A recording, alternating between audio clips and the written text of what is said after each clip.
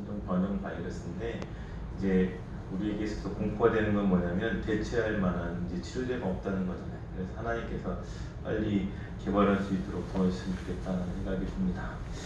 오늘 본 말씀의 내용을 보기 전에 우리가 한번 5장을 한번 보겠습니다. 5장 1절과 2절 말씀을 한번 보겠습니다. 시작. 그 후에 모세와 아론이 바로에게 가서 이르되 이스라엘 하나님 여호와께서 이렇게 말씀하시기를 내 백성을 보내라. 그러면 그들이 광야에서 내 앞에 절기를 지킬 것이라 하셨습니다. 바로가 이르되 여호와가 누구이기에 내가 그의 목소리를 듣고 이스라엘을 보내겠느냐? 나는 여호와를 알지 못하니 이스라엘을 보내지 아니하리라. 여기에서 중요한 게 있습니다. 그건 뭐냐면 하나님께서 이제 바로에게 명령하시는 것을 누굴 통해서 하십니까? 모세를 통해서 하시죠. 그런데 그 모세에게 넣어준 말이 무엇이냐면 내 백성을 보내라 라고 하는 것입니다. 내 백성을 보내라. 왜 내 백성을 보내라 라고 했을까요? 그것은 바로 440년 동안 이제 종살이 했던 곳에서 이제 해방시키기 위한 하나님의 놀라운 계획이었습니다. 그런데 여기에서 우리들이 짚고 넘어갈 것은 무엇이냐면 그들이 광야에서 뭘 지키기를 원한다? 절기를 지키기를 원한다 했던 것이 하나님의 마음입니다. 그런데 여기에 대한 바로의 반응이 참 무섭습니다. 뭐냐면 여호와가 누구시기에 내가 그의 목소리를 들으면서 내가 왜 그 말을 들어야 되는가 라고 하는 그러한 질문을 합니다. 세상은 바로 이어왔습니다. 세상은 점점 우리 교회에 대해서 좋은 이야기를 하지 않습니다. 어느 교회에서 바이러스가 퍼지기라도 하면, 코로나가 퍼지기라도 하면, 확진이 나면 이제 거기에 대해서 이제 언론의 문매를 때리는 이유도 바로 이러한 것과 연관성이 있습니다. 바로가 행했던 것이 무엇입니까? 바로 하나님에 대한 적극적인 부정입니다. 세상 사람들이 교회에 대해서 지탄하는 것에 대해서 가장 깊숙한 모습으로 보면 바로 이 애굽의 바로의 모습을 우리가 떠올릴 수 있습니다. 우리 3절 말씀 한번 보겠습니다. 3절 말씀입니다. 시작. 그들이 이르되 히브리인의 하나님이 우리에게 나타나셨은즉 우리가 광야로 사흘쯤 가서 우리 하나님 여호와께 제사를 드리려 하오니 가도록 허락하소서. 여호와께서 전염병이나 칼로 우리를 치실까 두려워하나이다. 다른 말로 하면 이제 모세 입장에서 어떻습니까? 이제 하나님께서 광야에 가서 하나님께 제사를 드리고 하나님의 백성으로 삼으시겠다라고 하는 그 일에 대해서 혹시 거역하면 여호와께서 전염병이나 칼로 우리를 치실까 두려우십니다 라고 하는 말로 이제 바로를 설득해 보려고 합니다. 그런데 바로는 거기에서 꿈쩍도 하지 않습니다. 그래서 하나님께서 계획하신 것이 무엇입니까? 우리 7장으로 넘어가셔서 우리 한번 보시겠습니다. 7장 1절과 2절입니다. 시작. 여호와께서 모세에게 이르시되 볼지어다 내가 너를 바로에게 신같이 되게 하였은즉 내 형 아론은 네 대언자가 되리니 내가 네게 명령한 바를 너는 내 형 아론에게 말하고 그는 바로에게 말하여 그에게 이스라엘 자손을 그 땅에서 내보내게 할지니라. 우리에게 행하게 하신 하나님의 놀라운 역사 중에 우리가 생각할 때 모세의 모습을 보면 어떻습니까? 그의 모습은 참 겁장의 모습이었어요. 우리가 잘 아는 것처럼 하나님께서 그를 선택하셨을 때 그는 선뜻 하나님께 예 그렇게 하겠습니다. 저를 써주세요 이렇게 하지 않았어요. 저의 입이 둔합니다. 제가 아무리 말을 해도 다른 사람들이 잘 알아듣지 못합니다. 그때 하나님께서 아론을 준비하셨다고 말씀하셨고 너는 내게 말한 것을 아론에게 넣어주면 아론이 너를 대변해서 그 모든 일을 하리라 라고 말씀하셨습니다. 저는 여기에서 7장 1절에 은혜 받은 게 무엇이냐면 그것은 바로 바로에게 신같이 되게 하였은즉 이라는 것입니다. 누구를요? 모세를. 우리가 생각할 때 바로라고 하는 존재는 신의 존재입니다. 그 바로의 이름의 뜻도요 태양의 아들이라는 뜻이에요. 그래서 자기가 생각할 때 자기 한마디면 세계 어느 나라도 금방이라도 함락시킬 수 있는 그런 능력이 있었습니다. 그리고 그가 가진 재물과 그가 가진 세상을 향한 권세는 그의 한마디면 모든 것들이 다 이루어지는 그런 상황 가운데 있었습니다. 그런데 모세에게 있어서 하나님께서 말씀하신 것이 무엇입니까? 너를 신과 같이 하여서 바로 앞에 있으면 너는 신과 같이 되게 할 거야 라고 주님께서 말씀하세요. 이 말은 무엇입니까? 하나님께서 일하신다는 것입니다. 그러면서 모세에게 힘을 더하여 주신다라고 하는 것을 의미합니다. 그러면 거기에 대해서 뭐가 또 있습니까? 내 형 아론을 너의 대언자가 되게 하겠다라고 하십니다. 우리 9절 말씀 한번 보겠습니다. 9절 말씀 9절과 10절 말씀 읽겠습니다. 시작. 바로가 너희에게 이르기를 너희는 안석을 보리라 하거든 너는 아론에게 말하기를 너의 지팡이를 들어서 바로 앞에 던지라 하라. 그것이 뱀이 되리라. 모세와 아론이 바로에게 가서 여호와께서 명령하신 대로 행하여 아론이 바로의 신의 앞에 지팡이를 던지니 뱀이 된지라. 여기에서 보니까 너는 아론에게 말하기를 너의 지팡이를 들어서 바로 앞에 던지라 라고 말합니다. 모세의 지팡이 아니라 누구의 지팡이에요? 아론의 지팡이를 땅에 던지라. 그런데 그 지팡이가 뭐로 변합니까? 뱀으로 변하게 되죠. 여기에서 중요한 것이 있습니다. 하나님께서 모세의 대언자로 아론을 세우셨습니다. 그리고 모세의 지팡이 아니라 아론의 지팡이를 통해서 그 역사가 나타나죠. 하나님께서 하신 일은 바로 이것입니다. 하나님께서 모든 것들을 다 예비해 놓으셨고 그 일에 대해서 충실하게 이행하시는 모습입니다. 그리고 실제로 이제 그 모세 바로와 신하들 앞에서 지팡이를 던지니까 그것이 뱀이 됐습니다. 우리가 잘 아는 것처럼 바로의 요술사들도 자기들의 지팡이를 던지니까 뱀이 됐습니다. 그런데 중요한 것은 아론의 지팡이였던 그 뱀이 이제 다른 뱀들을 다 삼켜버리게 되죠. 여기에서 중요한 것이 있습니다. 하나님께서 하신 일이고 하나님께서 신비하게 하신 일에 대해서 세상 사람들은 우리도 그와 같이 할 수 있다고 말합니다. 실제로 우리가 참 두려워하는 것 중 하나가 무엇이냐면 세상적인 것과 하나님과 함께 한다고 하는 것에 있어서 분명히 하나님께서 더 강력하고 하나님께서 모든 것들을 이루시함에도 불구하고 세상이 하나님의 능력에 대해서 거의 따라잡는 것들이 있다라고 하는 것입니다. 그 이유는 무엇이냐면 그 사단의 정체가 하나님의 영들인 이제 천사장이었던 루시엘의 모습이 있었기 때문입니다. 다른 말로 하면 천상계에서 모든 것들을 행했던 그 루시엘이 루시퍼가 되어서 이 세상을 지배했기에 하나님의 영역에 대해서 많은 것을 쫓아서 할 수 있습니다. 근데 여기에서 중요한 것이 있습니다. 어느 손에서 무너지는 대목이 있습니다. 우리 한번 보시겠습니다. 한 장 넘기셨어요? 네.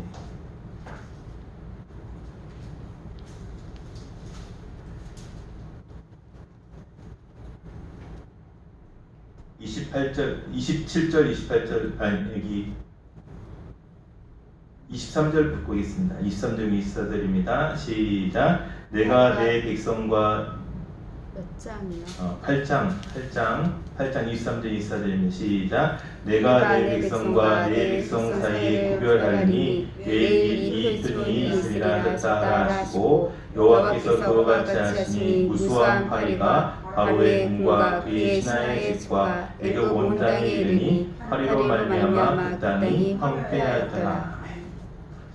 여기에서 하나님께서 하신 일이 무엇입니까? 그것은 고센 땅과 애굽 땅을 어떻게 합니까? 구별합니다. 그래서 파리의 재앙이 어디에만 있냐면 애굽 땅에만 있어요. 이것은 하나님께서 하신 표징의 모습입니다. 우리가 생각할 때 세상에서 악한 일이 일어나면 어떻습니까? 모든 사람들이 다 망하죠. 근데 하나님께서 구별하셨다라고 하는 것은 바로 이러한 일입니다. 우리가 이제 파리 재앙 이후부터는 하나님께서 이제 고센 땅에는 재앙이 내리지 않고 어디에만 있어요? 애굽 땅에만 재앙이 내리기 시작합니다. 그리고 하나님께서 하신 일 중에 참 중요한 것 중에 하나가 무엇이냐면 하나님께서 그 모든 것들에 있어서 중요한 게 무엇이냐면 오늘 본 말씀의 내용처럼 나를 여호와인 줄 알리라 라고 하는 것이 재앙의 목표예요. 재앙이라고 하는 것이 누구를 망하게 하고 힘들게 하는 것이 문제가 아니라 하나님께서 애굽에게 재앙을 내리신 이유는 하나님께서 어떠한 분이신지를 보여주기 위한 대목입니다. 세상 사람들은 교회를 향해서 말합니다. 하나님이 어떻게 일을 하시는가라고 하는 부분에 있어서 세상 사람들은 시시하게 생각하거나 하나님의 존재에 대해서 거부합니다. 왜 그러냐면 하나님은 능력이 있으시거나 어떤 큰 일을 행할 수 없다고 그들이 믿기 때문입니다. 하나님께서 이 바로와 같이 마음이 단단해진 세상 사람들을 향해서 우리가 행해야 될 것이 무엇입니까? 그것은 바로 하나님의 역사 가운데 그 모든 재앙이 일어났을 때, 우리가 잘 아는 요한계시록의 재앙이 일어났을 때 세상 사람들이 이제 두려워하기 시작합니다. 누구와 함께 두려워합니까? 우리 27절, 28절 말씀 한번 보겠습니다. 8장 27절, 28절입니다. 시작! 우리가 사흘기쯤 광야로 들어가서 우리 하나님 여호와께 제사를 드리되 우리에게 명령하시는 대로 하려 하나이다. 바로가 이르되 내가 너희를 보내리니 너희가 너희 하나님 여호와께 광야에서 제사를 드릴 것이나 너무 멀리 가지는 말라. 그런즉 너희는 나를 위하여 간구하라. 여기에서 바로가 약해지는 모습이 드러나죠. 맨 끝에 보니까 너희는 나를 위해서 뭐라고요? 간구해라, 기도해라 라고 하는 것입니다. 바로에게 있어서 이 파레의 재앙은 생각보다 큰 충격이었던 것 같아요. 그 전에 있었던 세 가지 재앙에 대해서는 그냥 무시할 수 있었는데 이제 파리의 재앙부터는 힘들기 시작합니다. 그냥 파리떼가 단순히 있는 것이 아니라 그 파리떼가 어느 땅이든 그냥 새카맣게 덮을 정도로 많았기 때문입니다. 그래서 그가 했던 것이 무엇이에요? 유아책이 뭐예요? 여호와께 광야에서 제사를 드릴 것이나 어떻게 합니까? 너무 멀리 가지 말라. 내가 허락은 하긴 하는데 멀리 가지 말라. 또 9장 6절 말씀 한번 보겠습니다. 9장 6절 말씀 시작! 이튿날에 여호와께서 이를 행하시니 애굽의 모든 가축은 죽었으나 이스라엘 자손의 가축은 하나도 죽지 아니한지라. 우리가 행하는 것 중에 하나님께서 하신 일은 무엇입니까? 여기에서 보니까 하나님께서 하신 일은 애굽의 모든 가축은 죽었으나 어디에 있는 것? 고셋 땅에 있는 이스라엘 가축들은 하나도 죽지 아니한다. 이것이 바로 하나님께서 하신 일입니다. 구별할 수 있다고 하는 능력은 하나님께서만 하실 수 있는 고유의 능력이기 때문입니다. 여기에 덧붙여서 이제 7번째 재앙인 우박의 재앙에는 더 큰 역사가 나타나는데요. 우리 9장 20절과 21절 말씀 한번 보겠습니다. 20절과 21절입니다. 시작! 바로의 신하 중에 여호와의 말씀을 두려워하는 자들은 그 종들과 가축을 집으로 피하여 드렸으나 여호와의 말씀을 마음에 두지 아니하는 사람은 그의 종들과 가축을 들에 그대로 두었더라.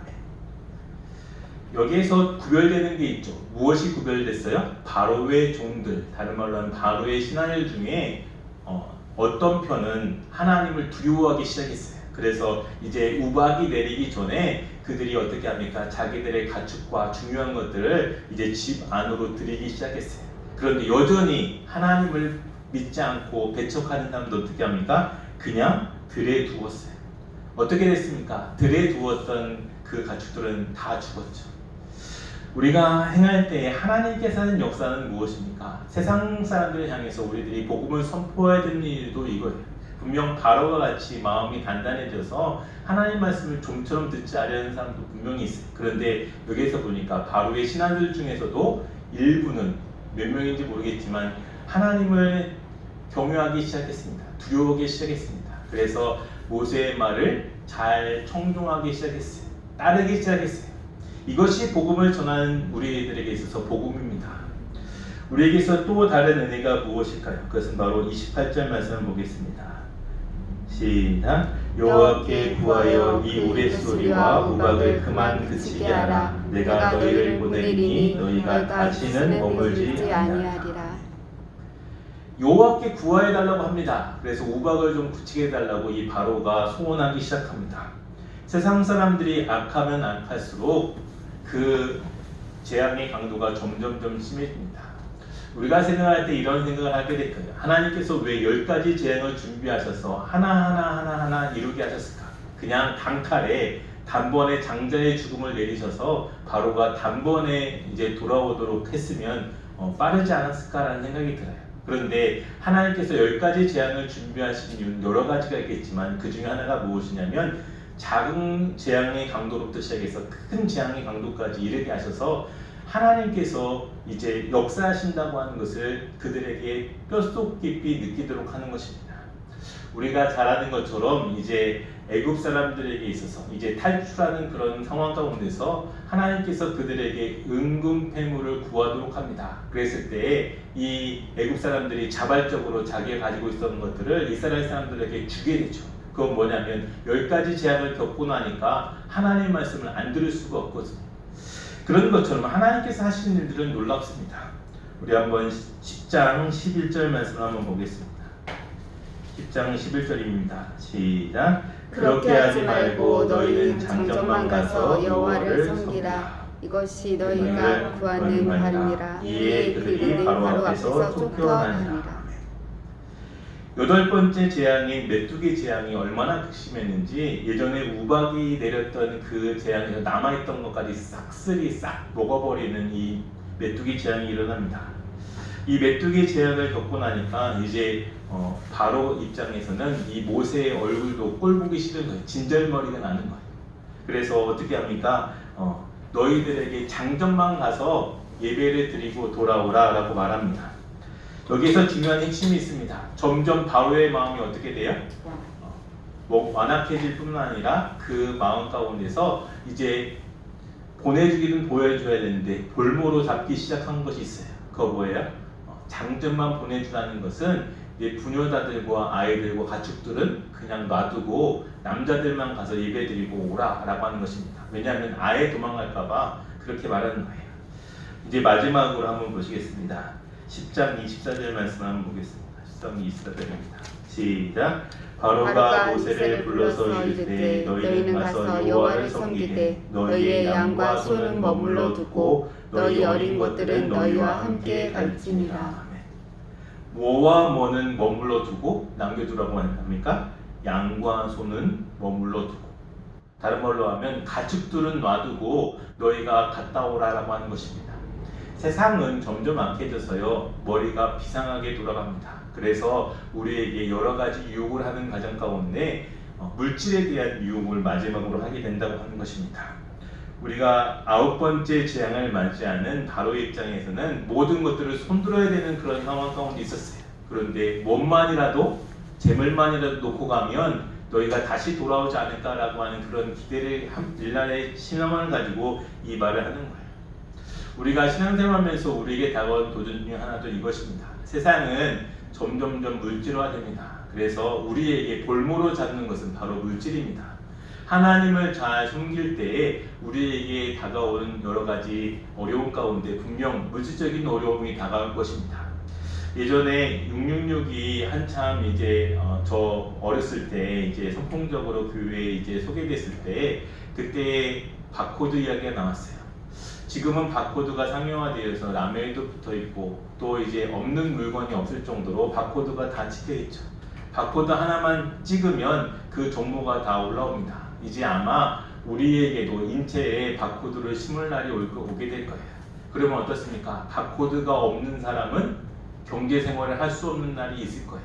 그랬을 때 믿음을 지킬 것인가, 바코드를 삽입할 것인가 라고 하는 부분에 있어서 우리에게 믿음을 시험할 때가 분명히 올 것입니다. 그러면 우리는 어떻게 됩니까? 끝까지 인내함으로 하나님께 나아가야 됩니다. 세상은 우리에게 물질로 볼모를 삼을 날이 분명히 옵니다. 그때 우리들이 믿음으로 그 모든 것들을 지켜야 된다고 하는 것입니다. 제가 이제 마지막으로 말씀을 맺으려고 합니다. 하나님께서는 우리에게 원대한 계획을 가지고 계십니다. 세상 사람들은 하나님을 시시하게 볼 수도 있어요. 그런데 중요한 건 무엇입니까? 나를 여호와인 줄 알리라 라고 하는 것입니다. 그 이유는 무엇입니까? 우리 오늘 본 말씀 말고요, 우리 주보를 한번 보세요. 주보 맨 처음에 보니까 뭐라고 돼 있어요? 우리 크게 읽고 마치겠습니다. 시작. 이 백성은 내가 나를 위하여 지었나니 나를 찬송하게 하려 함이니라. 아멘. 이사야서에 나와 있는 내용인데요. 이 백성을 내가 나를 위하여 지었나니 나를 어떻게 하라고요? 찬송하게 하려 합니다.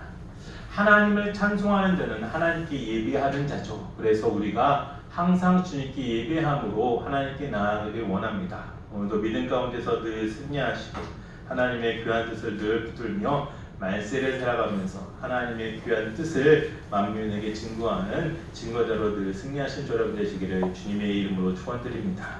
우리 찬양하고 주님께 나아가겠습니다.